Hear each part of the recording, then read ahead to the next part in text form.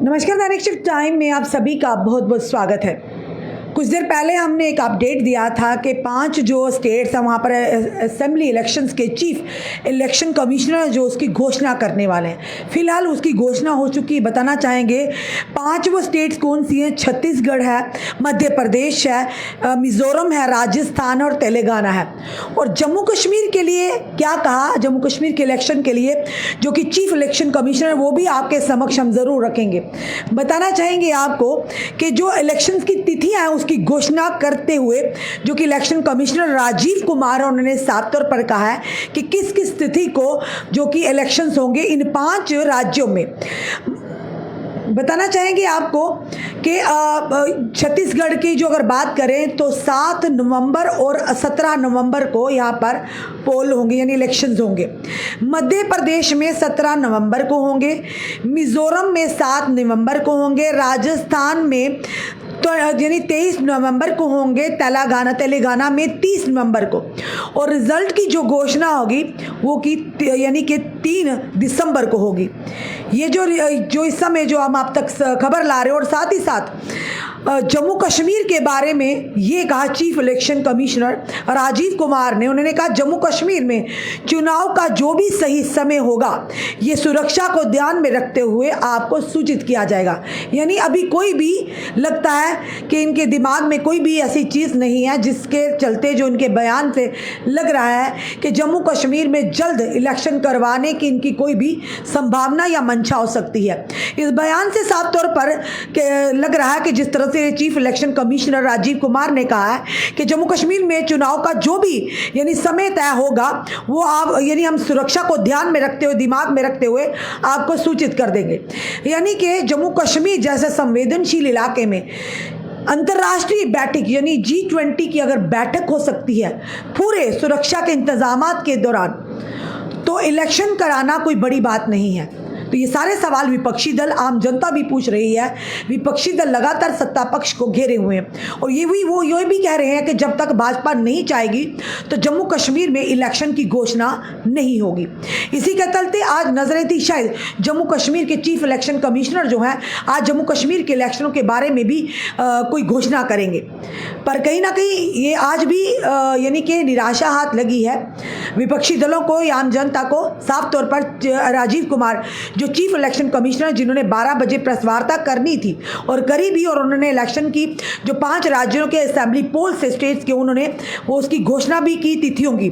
और साथ ही साथ उन्होंने ये भी कहा कि जम्मू कश्मीर में चुनाव का जो भी सही समय होगा, यानी उन्हें लगता है कि अभी सही समय नहीं है, हम सुरक्षा को ध्यान में रखते हुए आपको सूचित कर देंगे। ये साफ तौर पर अभी तक का जो बड़ा बयान आया है कि जल्द ही अब इलेक्शंस होने जा रहे हैं। 5 स्टेट असेंबली इलेक्शंस होने जा रहे हैं जिसमें छत्तीसगढ़ है, मध्य प्रदेश है, मिज़ोरम है, राजस्थान है और तेलंगाना है। अब देखना यह है कि वहां की इन 5 राज्यों की जनता किसके सर जीत का सेहरा बांधती है और किसे नकारती है, क्योंकि जनता जनार्दन है और जनता सब जानती है कि कब किसे उसकी जगह दिखानी है।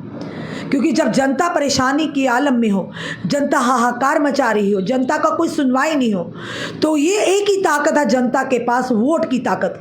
और जिस दिन जनता वोट की ताकत को पहचान लेती है तो बड़ी बड़ी सरकारें और सत्ता हिल जाती है। जिस तरह से अगर बात करें तो कारगिल का रिजल्ट सामने आया है। भले ही पहले समय में उन्होंने कांग्रेस को, नेशनल कॉन्फ्रेंस को या PDP को नकारा होगा, पर ये ज़रूर कहेंगे कि अब जनता ने नेशनल कॉन्फ्रेंस और कांग्रेस को कहीं ना कहीं एक्सेप्ट किया है, स्वीकार किया है, इसीलिए कारगिल में उनकी विक्ट्री जो दर्ज करवाई है। तो जिसके चलते भाजपा को नकारा है, क्योंकि यूटी यानी ये साफ तौर पर विपक्षी दलों ने आज भी जो हमने सुबह एक सेलिब्रेशन कवर किया, उन्होंने कहा कि लद्दाख और जम्मू कश्मीर एक है, पर कहीं ना कहीं विभाजन किया गया है, बांटा गया है लद्दाख को अलग, यूटी में जम्मू कश्मीर को अलग किया गया है। और इसी के चलते कहीं ना कहीं भी खमियाजा भुगतना पड़ा है भाजपा को, क्योंकि जनता जो है, जनता के पास कुछ नहीं है। जनता सिर्फ अपनी आवाज़ बुलंद कर सकती है, जनता अपनी परेशानी बता सकती है।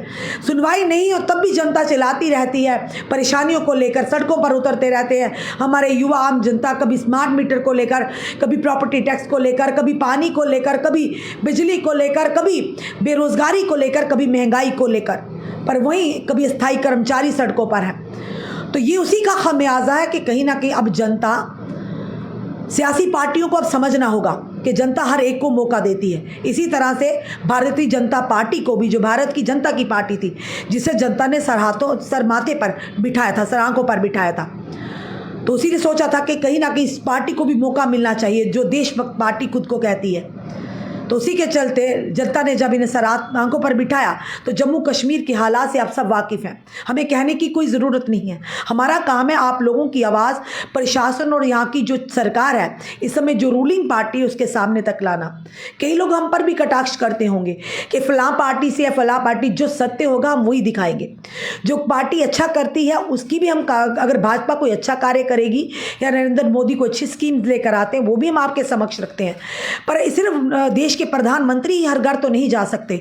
जो पूरा उनका आगे अमला है, यानी जो उनकी पार्टी के नेता हैं या मंत्री हैं, जो भी हैं, वो किस तरह से काम कर रहे हैं। क्योंकि एक समय था मोदी लहर चली थी और मोदी देश के प्रधानमंत्री, जिन्हें यशस्वी प्रधानमंत्री कहते हैं, और उन्होंने काम भी वो कर बताए, उन्होंने देश को आगे ले जाने की कोशिश की। फिर अगर इस तरह से कार्य किए हैं तो आज फिर से भाजपा को मुंह की क्यों खानी पड़ रही है? ये बड़े सारे सवाल हैं।